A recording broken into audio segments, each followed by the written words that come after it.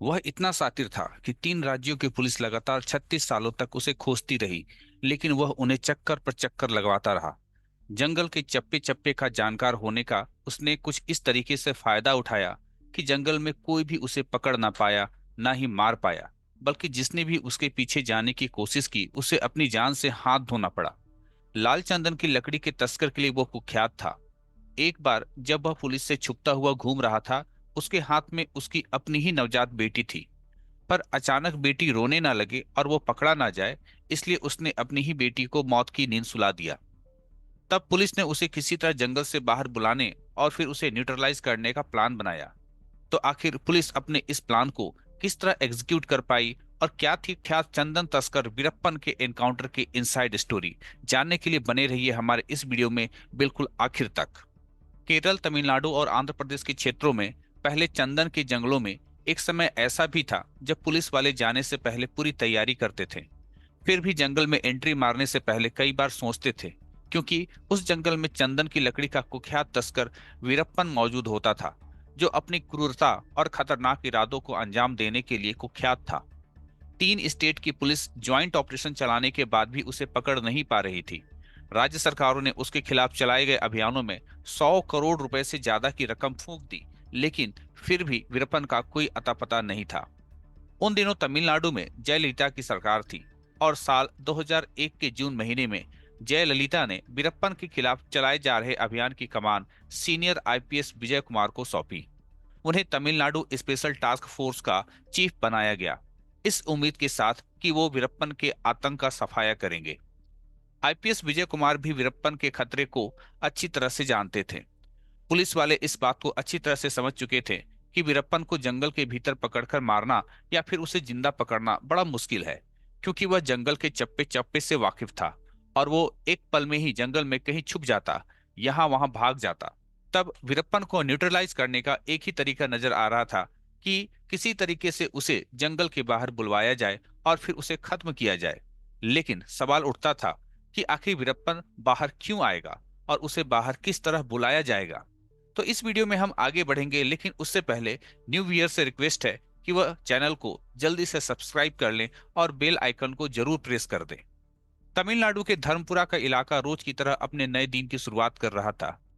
चाय की एक दुकान पर बैठा एक व्यक्ति अपनी चाय खत्म कर चुका था और वह किसी का इंतजार कर रहा था।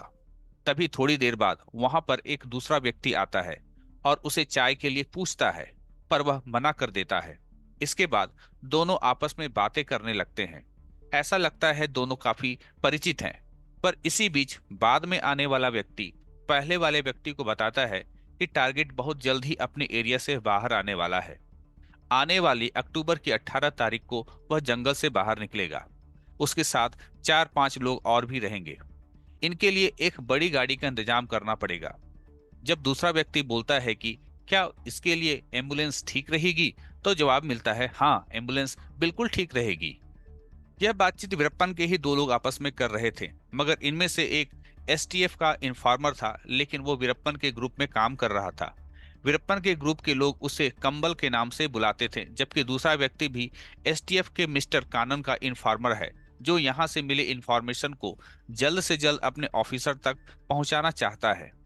वो इस इंफॉर्मेशन को वो एसटीएफ तक पहुंचा देता है। इसके बाद एसटीएफ के ऑफिसर्स अपने टीम के साथ वीरप्पन को न्यूट्रलाइज करने के अपने प्लान पर काम करना शुरू कर देते हैं। वे सभी इस ऑपरेशन को ऑपरेशन कोकून नाम देते हैं। एसटीएफ इस ऑपरेशन के लिए खुद ही एक एम्बुलेंस को रेडी करती है।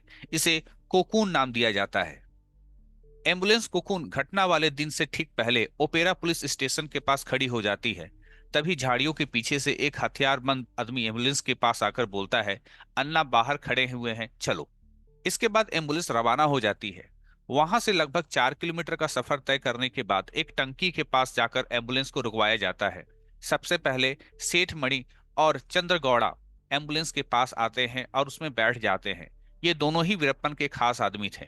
सबसे पहले एम्बुलेंस की जांच की जाती है, और पूरी तरह से सुनिश्चित होने के बाद एक तीसरा व्यक्ति झाड़ियों के बीच से बाहर निकलता है। यही व्यक्ति खूंखार चंदन तस्कर वीरप्पन था। इसके बाद AK-47 लेकर गोविंदन एम्बुलेंस में सवार होता है। एम्बुलेंस अपने रास्ते पर रवाना होती है।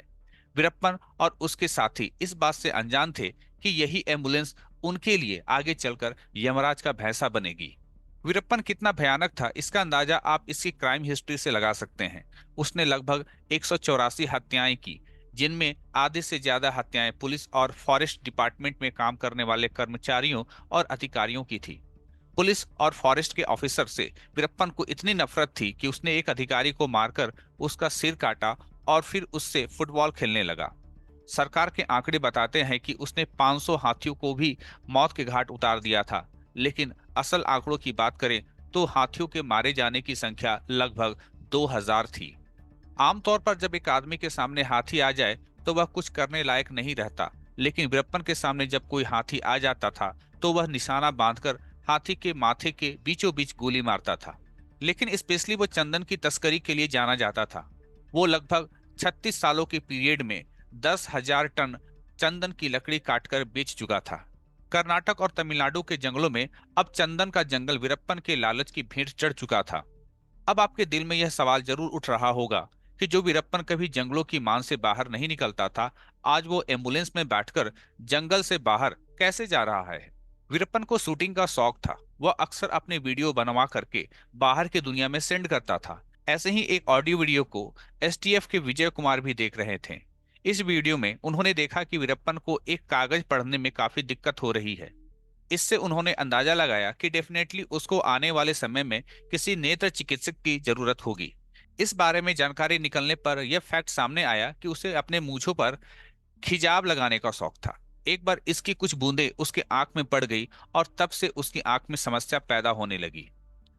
फाइनली वीरप्पन ने जब अपनी आंखों को आंख के डॉक्टर को दिखाने का फैसला किया तो इसकी इंफॉर्मेशन मिस्टर कानन के पास पहुंची और उनके साथ मिलकर एसटीएफ चीफ विजय कुमार ने वीरप्पन को न्यूट्रलाइज करने का प्लान बनाया। जिस सड़क से रात में वीरप्पन की एम्बुलेंस गुजरने वाली थी उस पर एक स्कूल भी पड़ता था और स्कूल के पास ही वीरप्पन को न्यूट्रलाइज करने के लिए पुलिस फोर्स ने अपना एक डेंजरस एम्बुश लगाया। 18 अक्टूबर साल 2004 तमिलनाडु के धर्मपुरा का गांव एक खतरनाक ऑपरेशन का विटनेस बनने जा रहा था। इस गांव के करीब में रोड पर जो स्कूल था, उस स्कूल से कुछ दूर पहले एक गन्ने से लगी हुई गाड़ी खड़ी थी। सड़क के दूसरी तरफ से एक और लॉरी कार खड़ी हो गई। एसटीएफ के 6 कमांडो AK-47 लेकर स्कूल की छत पर पहुंच गए। उन्होंने सड़क की तरफ अपनी बंदूक का मुंह करके निशाना साध लिया। गन्ने वाली गाड़ी को वीरप्पन की एम्बुलेंस को रोकने का टास्क मिला। उसके सामने जो लॉरी खड़ी थी, इसमें इंस्पेक्टर चार्ल्स अपने कमांडो के साथ मोर्चा संभाले हुए थे। इसके अलावा इस एम्बुश से 3 किलोमीटर पहले डीएसपी के अंडर में एक और वैन अपने हथियारबंद कमांडो के साथ छुपी खड़ी थी। इसका काम था वीरप्पन की गाड़ी को फॉलो करना और साथ ही पीछे आ रही दूसरी गाड़ियों को पहले ही रोका जाना, ताकि इस गोलाबारी में सिविलियंस कैजुअलिटी की पॉसिबिलिटी ना रहे। रास्ते में बब्बर पट्टी थाना पड़ता है। इसके निकट चाय की दुकान पर रोज की तरह भीड़ भाड़ थी। एक नारियल बेचने वाला व्यक्ति बैठकर चाय पी रहा था। यह नारियल बेचने वाला है दर्शन इंस्पेक्टर कुमार सम, जिसका काम था वीरप्पन की एम्बुलेंस के गुजरने पर उसके इंफॉर्मेशन को शेयर करना। तभी उसने सड़क से देखा कि एक एम्बुलेंस गुजर रही है। उस एम्बुलेंस को ड्राइव करने वाला सर्बानंद भी एसटीएफ का एजेंट था। उसने गुजरते हुए नारियल वाले को थम्स अप का इशारा किया। इस इंफॉर्मेशन के बाद उस नारियल वाले ने एक फोन मिलाया और एम्बुलेंस के रास्ते से गुजरने की इंफॉर्मेशन आगे शेयर की।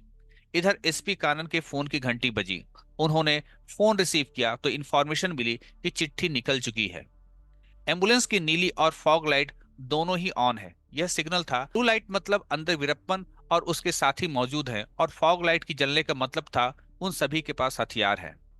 यह इंफॉर्मेशन विजय कुमार को मिलती है और वह अपने साथियों के साथ अलर्ट मोड पर आ जाते हैं। तभी एक तेज लाइट इस तरफ से आती हुई नजर आ रही थी। इसके पहले कि गोली चलाई जाती, इस बात का कंफर्मेशन जरूरी था कि वो लाइट कौन सी गाड़ी की है। सभी के दिलों की धड़कनें तेज हो जाती हैं, लेकिन तभी वो देखते हैं कि वो तो एक मोटरसाइकिल है जिस पर एक कपल वहां से गुजर रहा था। इसके कुछ मिनट बाद आईपीएस विजय कुमार ने नोटिस किया कि एसपी कानन उसकी तरफ भागते हुए आते हैं। विजय कुमार अलर्ट हो जाते हैं कि मिस्टर कानन ने एम्बुलेंस को देख लिया है। थोड़ी ही देर में एम्बुलेंस की नीली और फॉग लाइट जलती हुई कार नजर आती है। एम्बुलेंस स्कूल के नजदीक आती है तो गन्ने की लॉरी रोड को ब्लॉक कर देती है और सर्बानंद तेजी से ब्रेक मारता है। अंदर बैठे सारे लोग इससे पहले ये कुछ समझ पाते, सर्वानंद के एक और अंडरकवर एजेंट एम्बुलेंस से उतरकर नजदीक एक पेड़ की आड़ लेकर खड़े हो जाते हैं।